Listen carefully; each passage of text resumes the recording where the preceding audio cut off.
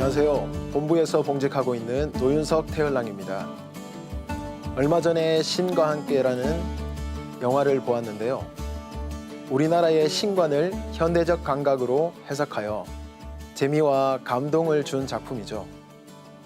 국내뿐만 아니라 대만, 말레이시아 등 아시아와 북미, 중남미, 유럽, 오세아니아 등 해외 각지에서 개봉을 하여 큰 호응을 얻었다고 합니다. 저도 최근 말레이시아에 한류 문화를 전하기 위해 다녀왔는데요. 그곳 수도 쿠알라룸푸르에서도 한국 문화에 대한 관심이 높다는 것을 실감하고 왔습니다. 특히 우리도 몰랐던 우리 한류 문화에 대한 내용을 전할 때는 웃음과 감탄이 저절로 나오는 것을 봤습니다. 가령 평창 올림픽 폐막식 행사를 예로 들어보면요. 거북과 꼭두가 등장하는 공연이었죠. 불의의 사고로 세상을 떠난 선수에 대한 추모 공연이 있었는데요. 꼭두는 신과 인간을 연결해주는 전령자로서 죽은 사람들의 상여의 인형을 만들어 앞세우곤 했습니다. 거북은 육지와 바다를 오가는 동물이죠. 신과 인간의 경계를 상징하며 삶과 죽음의 경계를 지나는 여정을 표현한 것입니다. 한류가 세계로 나가면서 우리 문화에 대한 관심이 높아지고 있습니다. 그런 가운데 영화나 드라마에서 사후세계에 대한 표현을 하는 것을 자주 보게 되는데요. 인간의 유한한 삶 속에서 거부할 수 없는 이 죽음이란 도대체 무엇일까요? 인간은 죽으면 어떻게 될까요? 누구나 마음에 품고 있는 의문이기도 합니다. 오늘은 이러한 사후세계에 대한 이야기들을 도전 말씀을 통해 살펴보고자 합니다. 삼성의 창업주 고 이병철 회장은 1987년 타계 한 달 전에 천주교 한 신부에게 이런 질문을 했다고 합니다. 영혼이란 무엇인가요? 인간이 죽은 후에 영혼은 죽지 않고 천국이나 지옥으로 간다는 것을 어떻게 믿을 수 있나요? 세상의 부귀와 권세, 명예를 누렸던 그도 어쩌면 평생 가슴에 품고 있었을 질문을 죽기 전에 했던 겁니다. 이러한 질문에 대해 한국 최고의 임사체험 연구가이며 한국죽음학회 회장인 이화여대 최준식 교수는 사후세계가 존재한다는 유력한 증거를 5가지로 알리고 있는데요. 그 첫째는 세계 종교인들은 모두 사후세계를 인정하고 있다는 것. 둘째는 영능력자 혹은 신비가들이 전하는 사후세계 이야기들이 증거이며, 셋째는 의사들도 사후세계를 인정하기 시작했다는 것입니다. 넷째는 체면을 통해 사후세계나 전생, 윤회를 탐구하고 있는 것이고, 다섯째는 임사체험자들의 생생한 증언이 수백만 건이나 된다는 사실은 가장 확실한 증거라고 꼽고 있습니다. 마지막으로 그는 죽음과 삶은 둘이 아니기 때문에 진짜 제대로 된 삶을 살려면 죽음을 알아야 된다고 말합니다. 죽음과 삶은 둘이 아니라는 말에 저도 감동을 받았는데요. 삶과 죽음에 대해 상제님은 말씀하십니다. 생유어사하고 사유어생하니라. 삶은 죽음으로부터 말미암고 죽음은 삶으로부터 말미암느니라. 사람의 죽음길이 먼 것이 아니라 문턱 밖이 곧 저승이니라. 이승에서의 죽음은 저승에서의 삶이 되고 저승에서의 죽음은 이승에서의 삶이 되는 것입니다. 이렇게 사람은 지상에서 여러 생애를 살아가게 되는데요. 한 번의 삶으로 모든 것을 마치는 게 아니라 여러 생애를 살아감으로써 이루고자 하는 목적이 있는데요. 그것은 바로 내 영혼의 성숙을 위한 것입니다.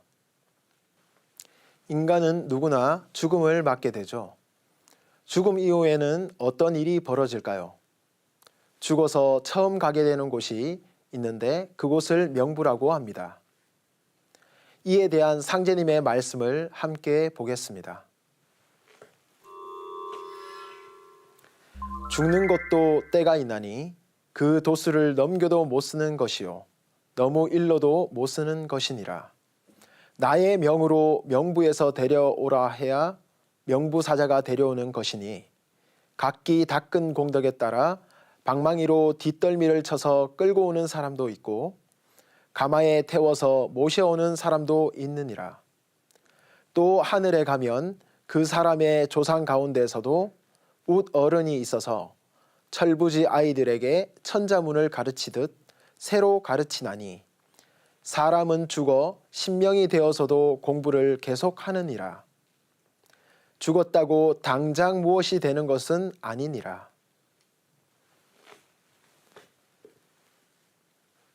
명부는 지상 인간의 수명을 주관하고 죽은 자의 죄악과 공덕을 심판하는 천상의 법정입니다. 인간은 누구나 살다 보면 죄를 짓기도 하고 좋은 일을 하기도 합니다. 이러한 것들에 대한 심판을 명부에서 받게 되는데요. 워낙 죄를 많이 지은 사람도 있고 좋은 일을 많이 하는 사람도 있겠죠. 그에 따라 방망이로 목덜미를 쳐서 끌고 가는 사람도 있고 가마에 태워 모셔가는 사람도 있다는 말씀이 놀랍습니다. 또한 사람이 죽게 되면 설령신의 인도, 지도가 있음을 상제님 말씀을 통해 알 수 있는데요. 스웨덴 보르그의 영계일기에 비슷한 이야기가 있어 소개해 드리겠습니다. 영계에는 우리들을 여러모로 도와주고 안내해주는 고급 영이 있다고 합니다. 만일 이런 영이 있다고 한다면 우리는 그들의 안내를 잘 받으면 되겠습니다. 이 고급 영들은 흡사, 교사와 같은 역할을 한다고 합니다. 수준에 맞게 공부 내용과 스케줄을 짜줍니다. 이 고급 영들이 바로 그런 역할을 하니 우리는 그들의 지침을 잘 따르면 됩니다. 나는 영계를 보고 왔다라는 책을 쓴 임마누엘 스웨덴보르그는 1688년 스웨덴 스톡홀름에서 태어났고요. 20여 년 넘게 명부를 오간 사람입니다. 책을 통해 영혼 세계를 자세히 묘사하여 광대무변한 신명계의 실상을 세상에 알렸는데요. 그의 저서는 후에 괴테, 칸트, 헬렌 켈러, 에머슨 등 서양 최고의 작가, 철학자, 사회운동가 등에게 영향을 주게 됩니다. 오늘 저는 사후세계에 대해 말씀드리고 있는데요. 죽음이란 무엇일까요? 죽음은 육체와 영혼을 연결하는 혼줄, 생명줄이 끊어지는 현상입니다. 탯줄을 끊으면서 사람이 태어나고 혼줄이 끊어지면 사람은 죽게 된다고 하는데요. 상제님은 이러한 사후의 일에 대해 다음과 같이 말씀해 주셨습니다. 김송환이 사후의 일을 여쭈니 말씀하시기를 사람에게는 혼과 넋이 있어 혼은 하늘에 올라가 신이 되어 제사를 받다가 4대가 지나면 영도 되고 혹 선도 되며 넋은 땅으로 돌아가 4대가 지나면 귀가 되느니라 하시니라.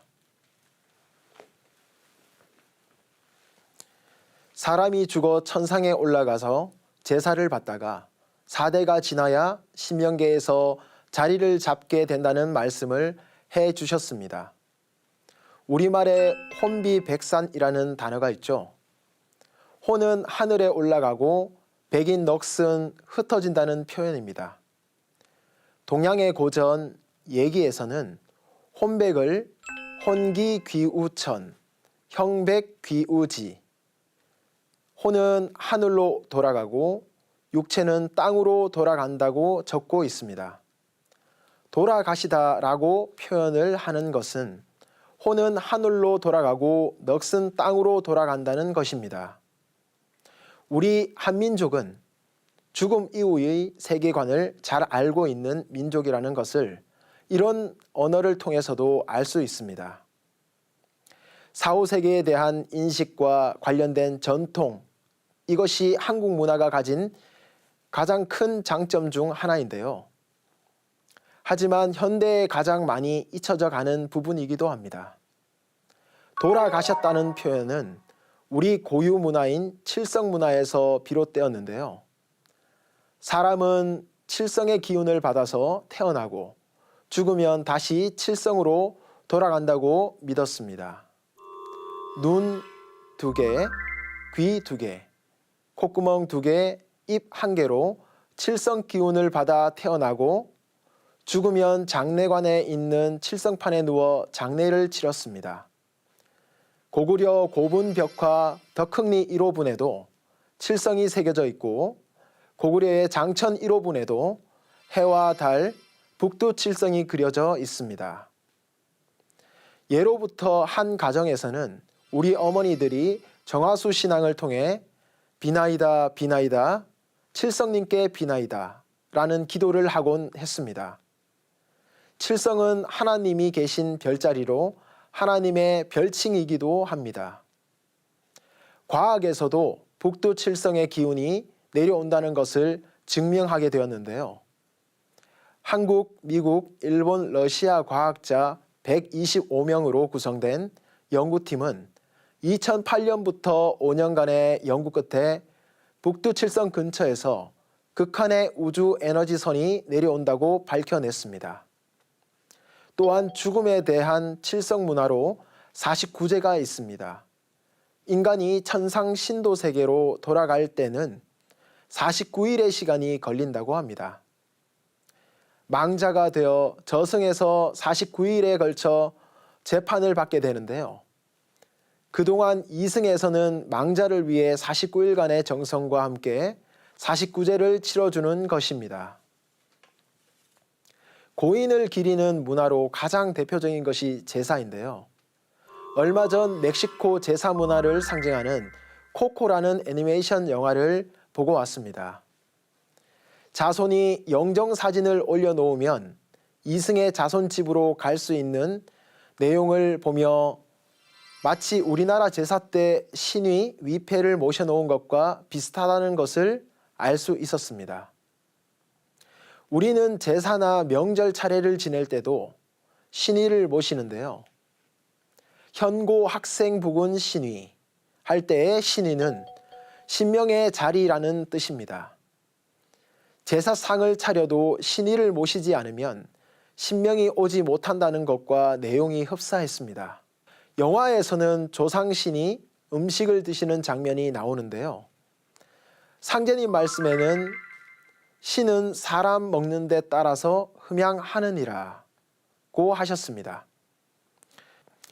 또 증산 상제님께서는 무엇이든지 소원하는 바를 이루려면 천지에만 빌어도 안 되나니 먼저 조상에게 빌고 그 조상이 나에게 와서 빌어야 뜻을 이루느니라 고 하시는데요. 자손을 위해 끊임없이 노력하는 존재가 조상님이 아닌가 합니다. 천상에서 복을 내려주시기 위해 노심초사하는 조상님에 대한 태상종도사님의 말씀을 함께 보겠습니다. 우리 도생들은 언제고 수많은 조상들이 나를 보호해준다는 사실을 잊지 마라. 과연 수많은 내 조상 성신들이 나를 감싸주고 있고 그 은총으로 내가 산다 하고 항상 고마운 마음을 가져야 한다. 또 안경전 종도사님께서는 말씀하십니다. 도공으로 신도가 내릴 때 앞장서서 밀고 내려오는 신명은 각자의 조상신이다. 조상신이 맨 앞에 서서 나온다. 신명들은 내 자손, 내 집안을 먼저 찾는다. 이것은 어쩔 수가 없다. 인간 농사에서 자식 농사, 자손 농사가 가장 막중하기 때문이다. 나를 위해 끊임없이 기도해주고 보호해주는 존재, 그것이 바로 나의 조상님인 것입니다. 조상님에 대한 감사함을 잊지 않고 조상님을 잘 모시는 것은 우리 민족만의 고유 문화이기도 한데요. 그 의미를 잘 새겨본다면 형식적인 게 아니라 우리 생활에 밀접한 연관성을 가지고 있는 소중한 문화입니다. 마지막으로 영적 성숙을 이룰 수 있다는 윤회에 대해 말씀드리겠습니다. 윤회의 목적은 무엇일까요? 인류는 우주의 봄, 여름에만 성장 발전하기 때문에 봄, 여름의 시간의 끝자락인 하추 교역기에 윤회가 가능합니다.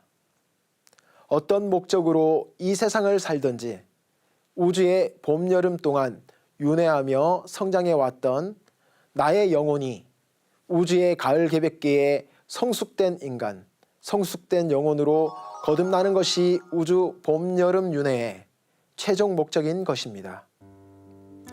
지금까지 삶과 죽음, 사후세계에 대해서 상제님의 말씀을 중심으로 여러 예화들과 함께 소개해 드렸는데요.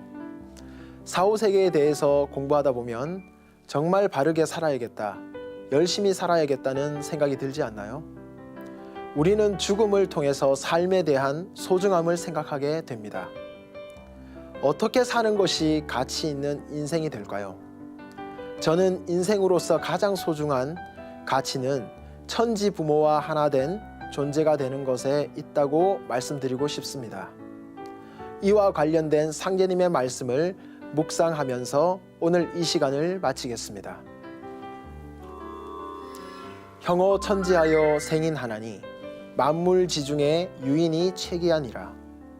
하늘과 땅을 형상하여 사람이 생겨났나니 만물 가운데 오직 사람이 가장 존귀하니라. 천지 생인하여 용인하나니 불참어 천지 용인지시면 하가왈 인생호와. 천지가 사람을 낳아 사람을 쓰나니 천지에서 사람을 쓰는 이때에 참여하지 못하면 어찌 그것을 인생이라 할 수 있겠느냐. 감사합니다.